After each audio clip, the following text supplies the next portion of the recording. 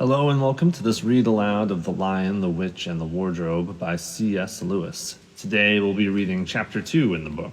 So, let's begin. Chapter 2, What Lucy Found There. "Good evening," said Lucy, but the fawn was so busy picking up its parcels that at first it did not reply. When it finished, it made her a little bow. Good evening, said the fawn. "Excuse me, I don't want to be inquisitive, but should I be right in thinking that you are a daughter of Eve?" "My name's Lucy," said she, not quite understanding him. "But you are, forgive me, you are what they call a girl?" asked the fawn. "Well, of course I'm a girl," said Lucy. "You are, in fact, a human?" "Of course I'm human," said Lucy, still a little puzzled. To be sure, said the fawn. "How stupid of me. But I've never seen a son of Adam or a daughter of Eve before. I'm delighted. That is to say—" And then it stopped, as if it had been going to say something that it had not intended, but had remembered just in time. Delighted, it went on. "Allow me to introduce myself. My name is Tumnus." "Well, I'm very pleased to meet you, Mr. Tumnus," said Lucy. "And may I ask, O Lucy, daughter of Eve, how have you come to Narnia?" "Narnia? What's that?" said Lucy. "This is the land of Narnia," said the fawn, "where we are now. All that lies between the lamppost and the great castle of Cair Paravel on the eastern sea. And you have come from the wild woods of the west?" I got through the wardrobe in the spare room," said Lucy. "Ah," said Mr. Tumnus, in a rather melancholy voice, "if only I had worked harder at geography when I was a little fawn, I should no doubt know all about these strange countries. It's too late now." "Oh, they aren't countries at all," said Lucy, almost laughing. "It's only just back there, at least. Well, I'm not sure. It's summer there."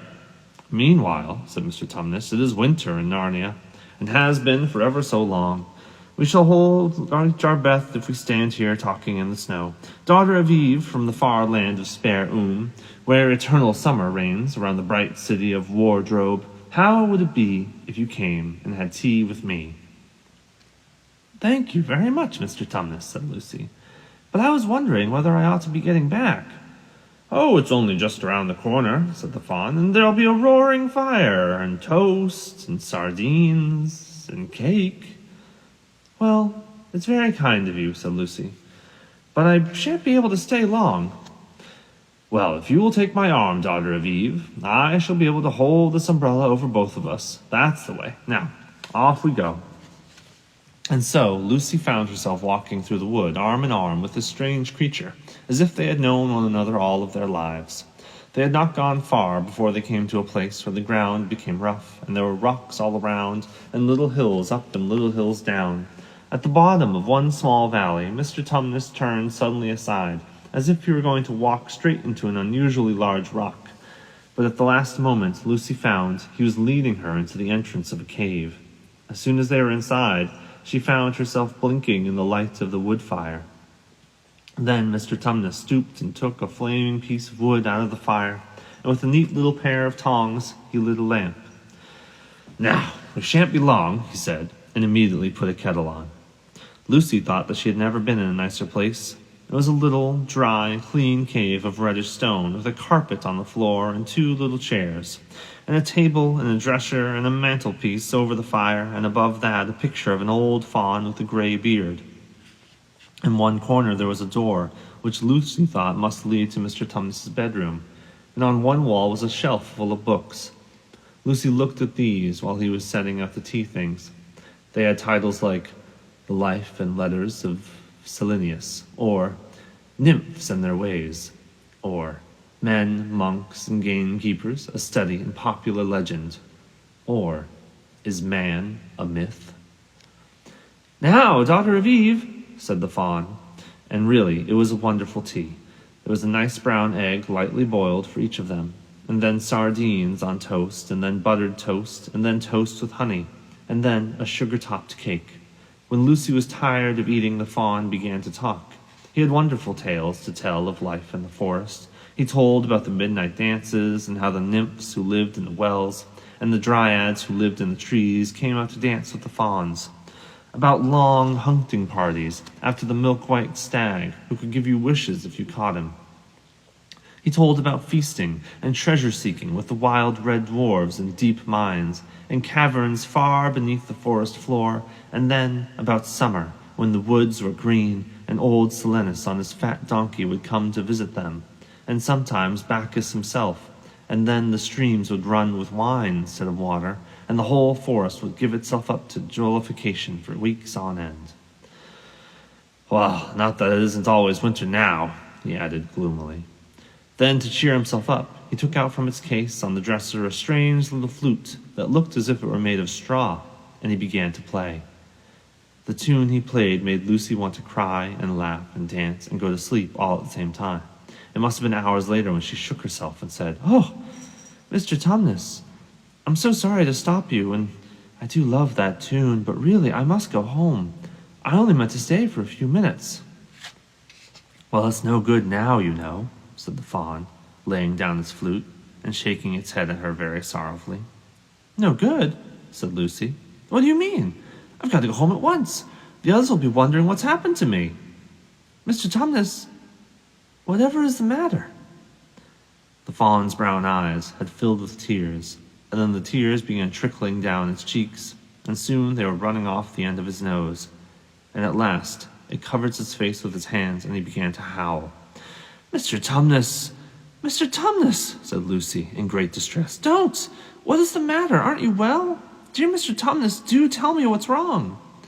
But the fawn continued sobbing as if its heart would break, and even when Lucy went over and put her arms round him and lent him her handkerchief, he did not stop. He merely took the handkerchief and kept on using it, wringing out with both hands whenever it got too wet to be of any more use, so that presently Lucy was standing in a damp patch.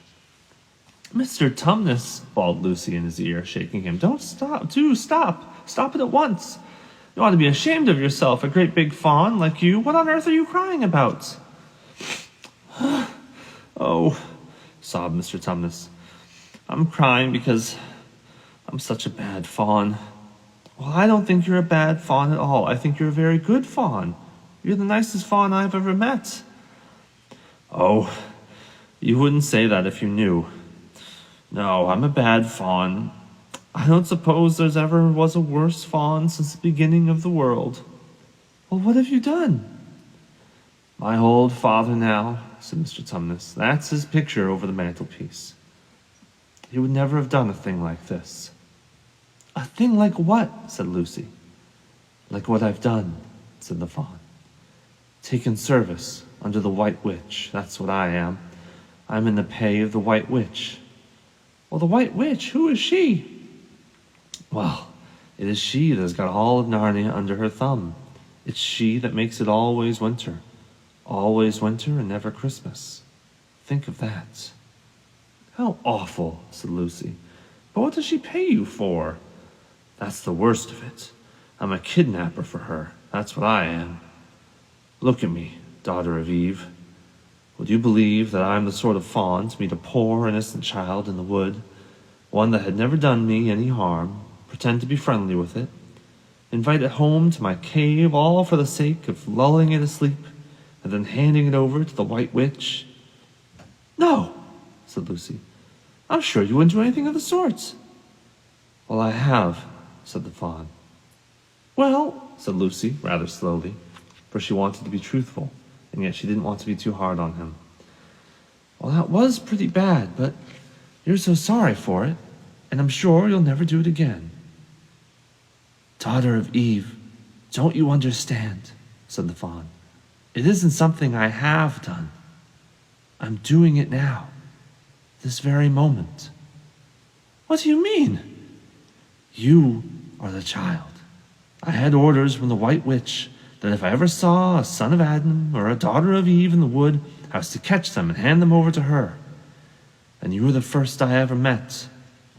And I've pretended to be your friend and asked you to tea, and all the time I've been meaning to wait till you were asleep and then go and tell her."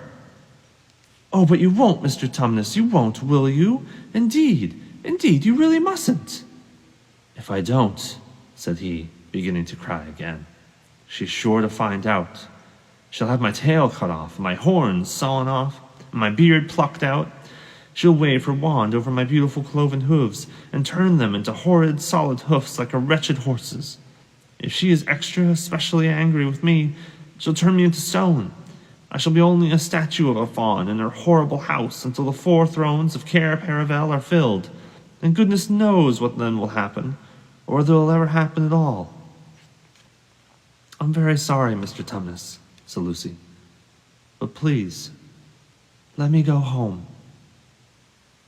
"Of course I will," said the fawn. "Of course, I've got to. I see that now. I hadn't known what humans would like before I met you. Of course, I can't give you up to the witch. Not now that I know you, but we must be off at once. I'll see you back at the lamppost. I suppose you can find your own way from there to spare and wardrobe." "Well, I'm sure I can," said Lucy. "Well, we must go as quietly as we can," said Mr. Tumnus. "The whole wood is full of her spies. Even some of the trees are on her side." They both got up and left the tea things on the table. Mr. Tumnus once more put on his umbrella and gave Lucy his arm, and they went out into the snow. The journey back was not at all like the journey to the fawn's cave. They stole along as quickly as they could without speaking a word. Mr. Tumnus kept to the darkest places, and Lucy was relieved when they reached the lamppost again. "Do you know your way from here, daughter of Eve?" said Tumnus. Lucy looked very hard between the trees and could just see in the distance a patch of light that looked like daylight. "Yes," she said, "I can see the wardrobe door." "Well, then be off home as quickly as you can," said the fawn. "And can you ever forgive me for what I meant to do?"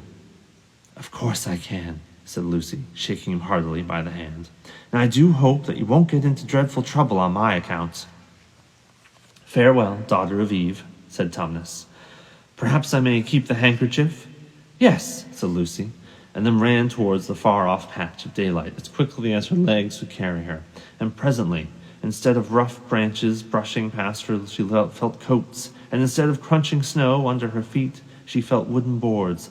And all at once she found herself jumping out of the wardrobe into the same empty room from which the whole adventure had started.